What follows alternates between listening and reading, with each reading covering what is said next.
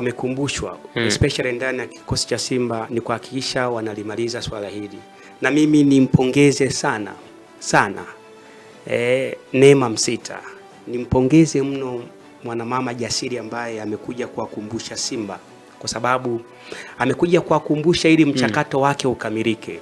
Hata serikali inatamani kuviona vilabu vyetu vinafika mahali ambapo vinatakiwa kwenda vizuri, kwa sababu kumbuka hivi ni vilabu vya wanachama, na ndio maana baraza la michezo linasimama pale kuhakikisha kwamba linatoa principle, linatoa guideline, miongozo bora ya kufikiwa ili wawe na taasisi ambazo zitaweza kujiendesha. Ingekuwa timu ya mtu mmoja kama Azam, manake mzee wetu Bagresa angesimama anajua namna kuiendesha timu.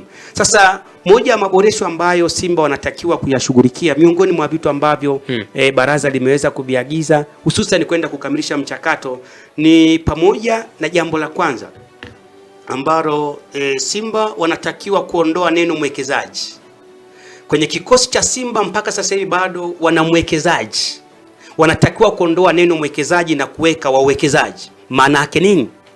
Serikali kupitia baraza la michezo linatamani kuona kwamba ndani ya Simba asiwe mwekezaji anatamkwa mwekezaji labda modeuji. Mwekezaji. Wanachotaka kuona mapinduzi na mabadiliko ya jina likibadilika kwenda kuwa wawekezaji. Na serikali kupitia baraza la michezo wameshatoa go ahead kwamba Simba kwenye mchakato wa katiba mpya na mabadiliko wanatakiwa kuwa na wawekezaji ambao wasiopungua 3 mpaka 5. Maana yake nini? Kwenye mchakato huu changes is inevitable, mabadiliko hayapingiki, ambayo sasa Simba wanatakiwa kutoka kwenye roots, watoke kwenye ruti ya kuondoa neno mwekezaji waende kwenye wawekezaji. Ni jambo la kwanza ambalo baraza la michezo linatamani kuona kwamba linafanywa mabadiliko makubwa. Lakini ukiacha hapo, jambo lingine kubwa ambalo wanatamani kuliona linabadilika ni muundo wa bodi ya wakurugenzi, ambao bodi ya wakurugenzi inavyotakiwa kuwa ndani ya Simba kwa sasa hivi kumekuwa na kitu ambacho hakiko sawa. Serikali inatamani kuona jambo moja.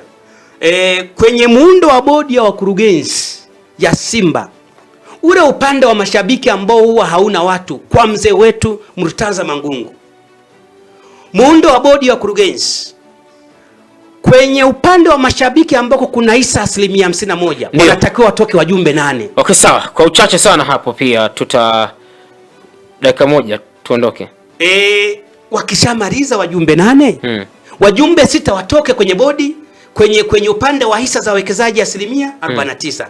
BMT nataka upande wa mashabiki ambao na 51% watoke wajumbe 8. Je, Simba sasa hivi ya Mangungu eneo lake lina watu 8? Manake ni lazima kukatengenezwe mstakabali bora kuhakikisha swala hili wanalikamilisha. Lakini ukiacha hapo namna ambavyo baraza BMT wanatamani kulifanya liweze kwenda vizuri, mwenyekiti wa board, kwa maana mtu ambaye anashughulikia masuala ya Simba anatakiwa apigiwe kula na sio kuteuliwa. Kabisa. Mchezo baina mchezo NBC Premier League